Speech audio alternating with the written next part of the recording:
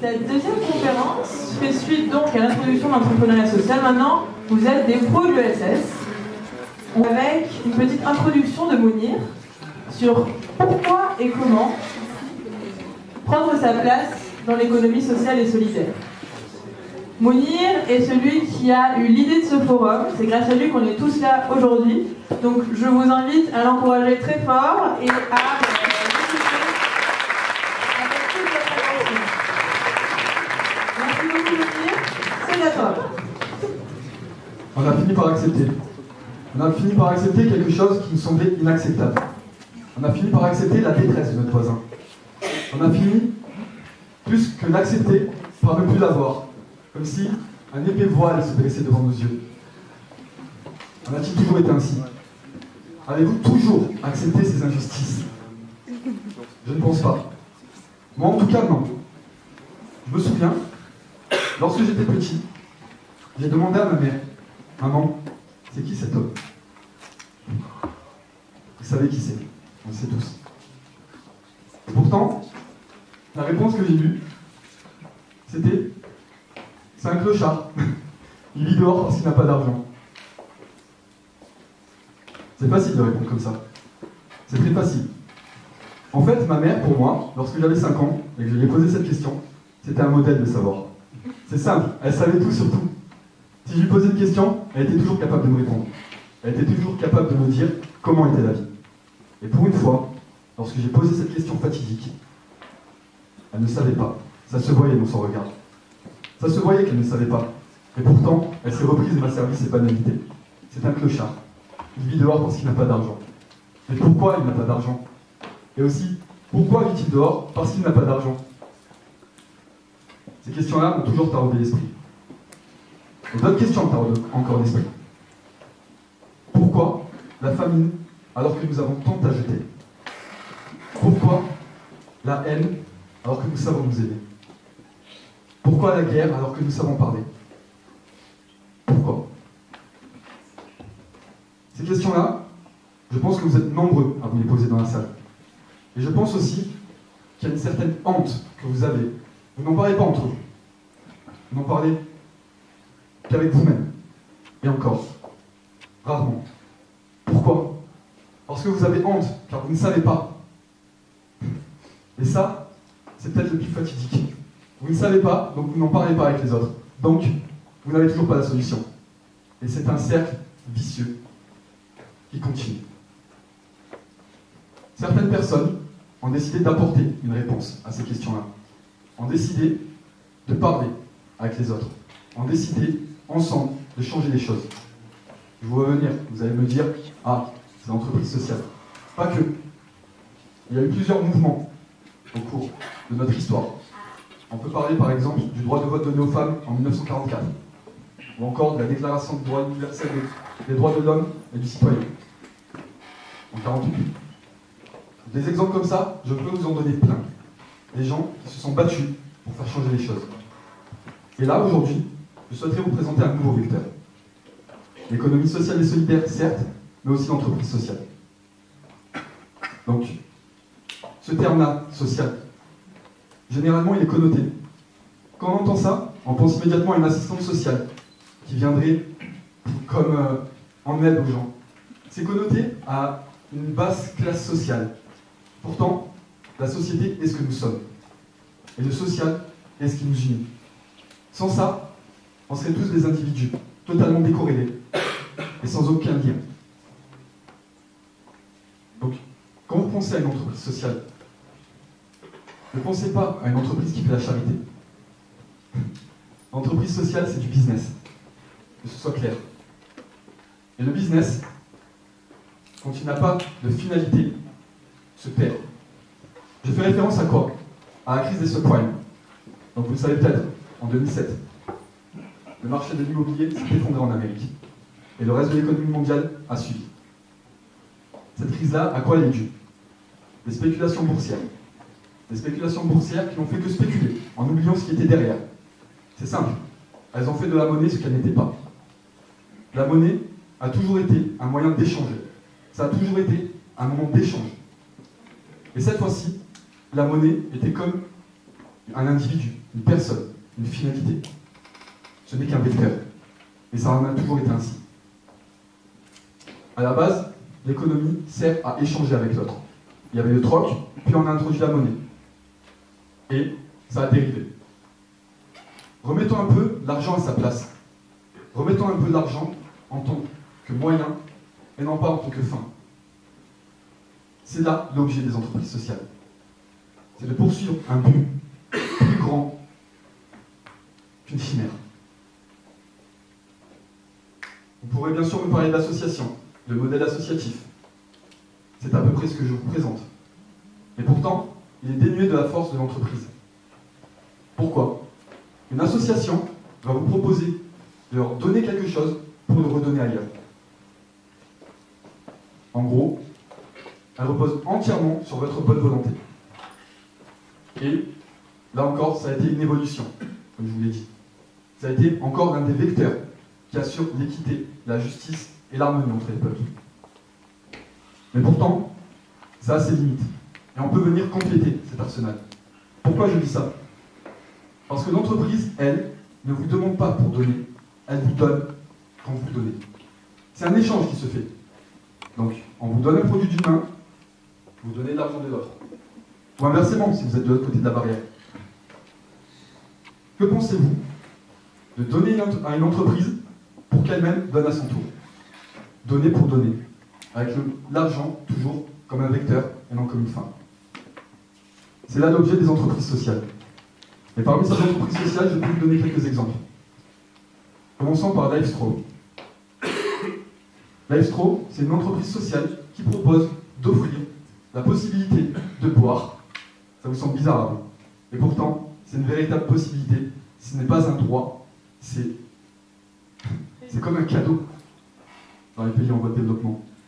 Et comme vous le voyez, l'eau n'est pas toujours potable. Grâce à cette paille-là, ils sont capables de boire de l'eau et de la filtrer. N'importe quel type d'eau, même cette eau-là, qui est impropre à la consommation. Lifestro, c'est quoi? C'est un business model innovant. C'est pas ce qu'on voit habituellement. Et c'est là aussi l'intérêt des entreprises sociales. C'est cette partie de l'innovation. C'est d'être libre, d'explorer de nouveaux chemins, de nouveaux sentiers, et de créer pourquoi pas le vôtre. Lifestro a créé le sien. Elle revendait des pailles en Occident pour une vingtaine d'euros et reversait des pailles gratuitement aux pays qui en avaient besoin. Par exemple, lors des séismes d'Haïti ou les fameux tsunamis. Ils étaient présents et ont permis à des personnes de survivre. Mais Lifestro n'est pas seul. Des entreprises comme ça, il y en a plein. Je peux vous parler également de la Grameen Bank. Qu'est-ce que c'est? Elle a été développée par Mohamed Yunus. Qui c'est? Prix Nobel de la paix en 2006. Comment ça fonctionne? La Grameen Bank propose des microcrédits. C'est simple, elle fait confiance à des pauvres. À leur capacité, ils croient à leur capacité à rembourser, alors qu'ils n'ont rien. Avouez qu'ils ont quand même retourné à table. Et ça marche très bien. Pourquoi? Ils affichent l'un des taux de remboursement les plus élevés du monde. Ils sont à 98% si je ne fais pas erreur. C'est vraiment pas mal. Et surtout, ça a un impact social fort. Je vais juste vous donner un chiffre. 50 millions de personnes sont sorties de la pauvreté au Bangladesh grâce à eux. Ils ont pu monter leur entreprise, monter leur business et le pérenniser. 50 millions de personnes. Ils sont 150 millions au Bangladesh. Une personne sur 3. Vous imaginez l'impact que ça a avec une simple idée. L'idée de faire confiance aux populations pauvres. Intéressant, n'est-ce pas? Là encore, business model innovant.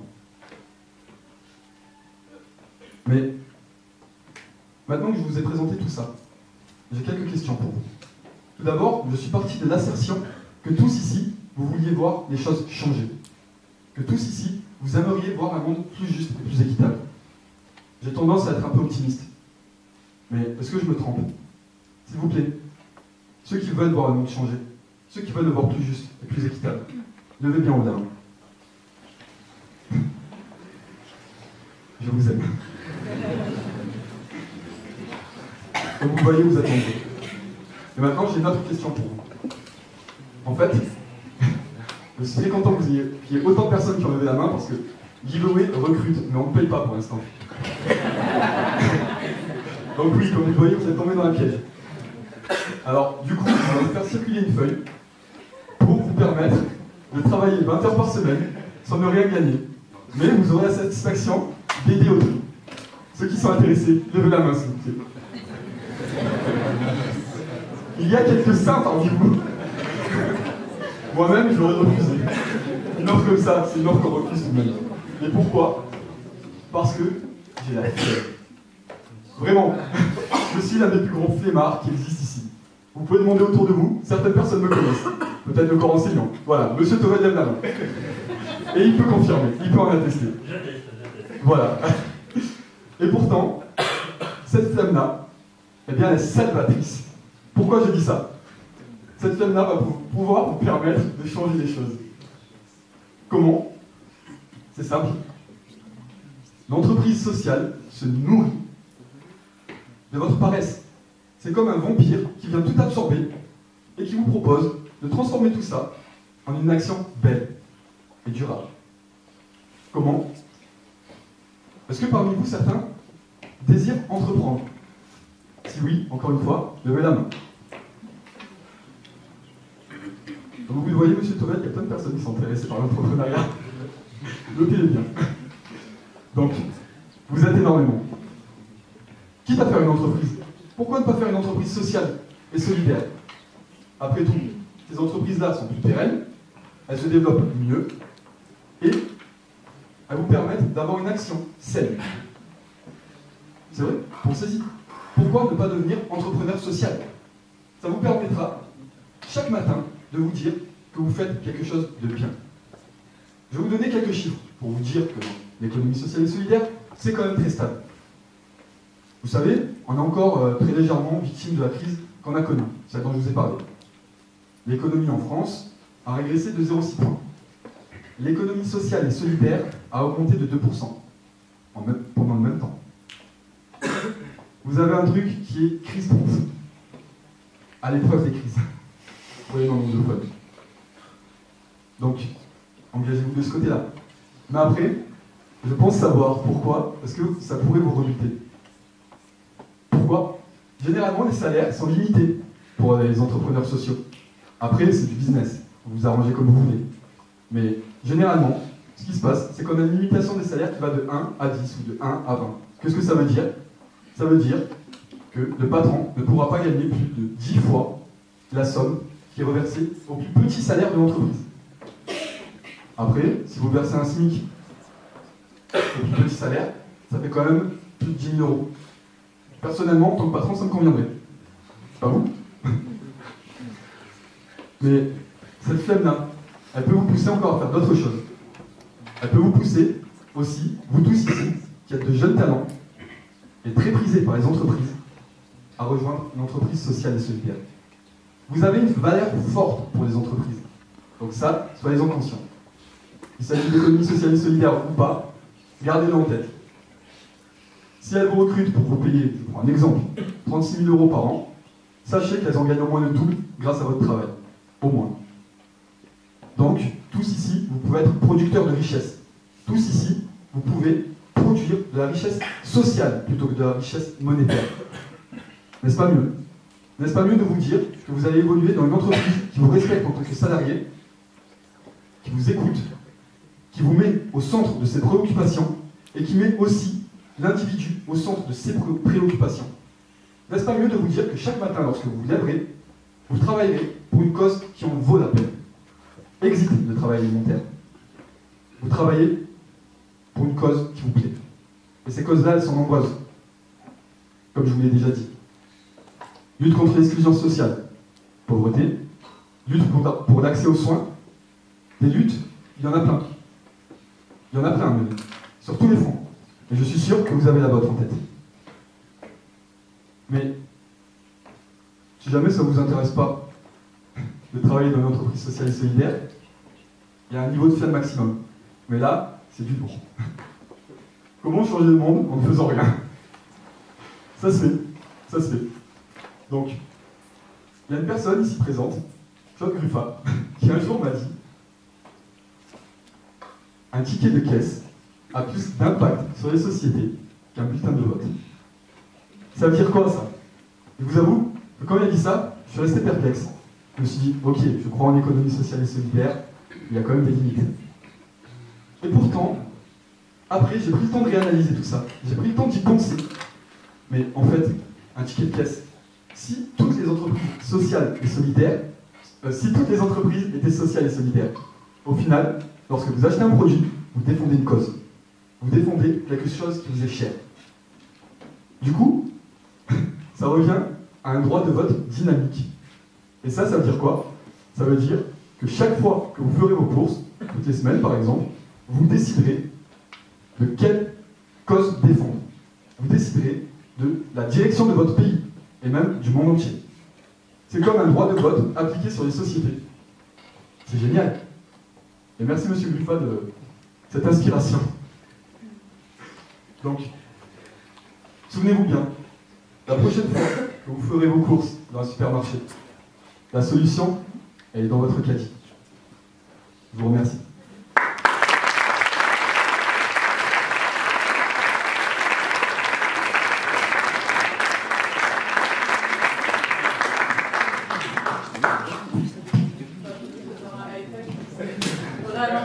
C'était super, non? Allez, ça vaut encore des applaudissements.